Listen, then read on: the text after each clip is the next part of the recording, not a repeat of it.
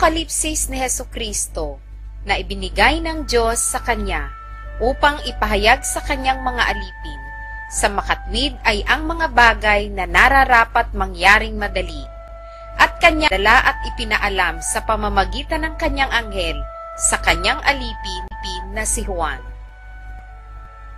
na sumaksi sa salita ng Diyos at sa patotoo ni Hesukristo sa lahat ng mga bagay na nakita niya. Mapalad ang bumabasa ng malakas at ang nangakikinig ng mga salita ng hula at tumutupad ng mga bagay na nangasusulat doon, sapagkat ang panahoy malapit na.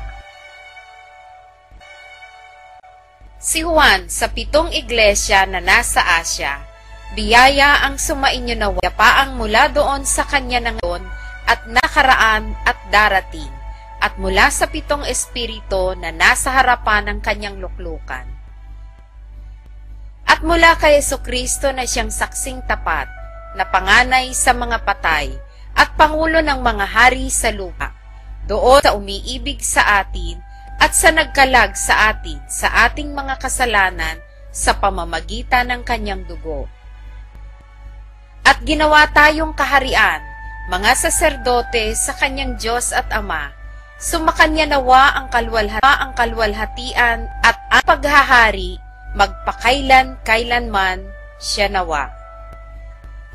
Narito, siya'y pumaparitong nasa sa mga alapaap, at makikita siya ng bawat mata, at nang nangagsi ulo sa kanya, at ang lahat ng mga angkan sa lupa ay magsisitaghoy dahil sa kanya. Gayon din, siya nawa. Ako ang Alpha at ang Omega, sabi ng Panginoong Diyos, ngayon at nang nakaraan at sa darating, ang makapangyarihan sa lahat.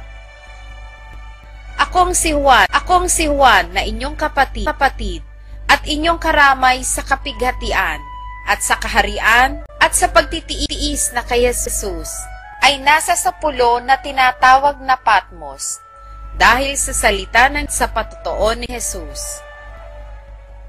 Ako'y nasa espiritu ng araw ng Panginoon at narinig ko sa aking likuran ang dakilang tinig na tulad sa isang pakakak.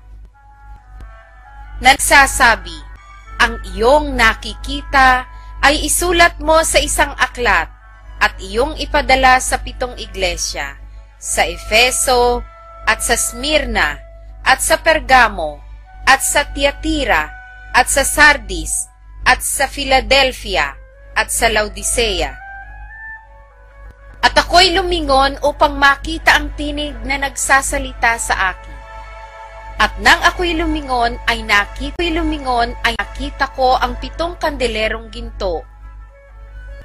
At sa gitna ng mga kandelero ay may isang katulad ng anak ng tao na may suot na damit hanggang sa paa at may bigkis ang dibdib na isang pamigkis na ginto. At ang kanyang ulo at ang kanyang buhok ay mapuputing gaya ng balahibong maputi ng tupa, niebe, at ang kanyang mga mata ay gaya ng ningas ng apoy. At ang kanyang mga paa ay katulad ng tansong binuli, na gaya ng dinalisay sa isang lutuang bakal, at ang kanyang tinig gaya ng lagaslas ng maraming tubig. At sa kanyang kanang kamay ay may 7 bituin, at sa kanyang bibig ay lumabas ang isang matalas na tabak na may 2 talim, at ang kanyang mukha ng araw na sumisikat ng matindi. At nang siya'y aking makita, ay nasubasob akong waring patay sa kanyang paanan, at ipinatong niya sa akin ang kanyang kanang kamay na sinasabi, huwag takot, ako'y ang una at ang huli. At ang nabubuhay, ako'y namatay, at narito, ako'y nabubuhay magpakailanman, at nasa akin ang sinang kamatayan at ng Hades. Isulat mo nga ang bagay na nakikita mo, at ang mga bagay ngayon, at ang mga bagay na mangyayari sa darating. Ang hiwaga ng 7 bituin na iyong nakita sa aking kanang kamay, at ng 7 kandelerong ginto.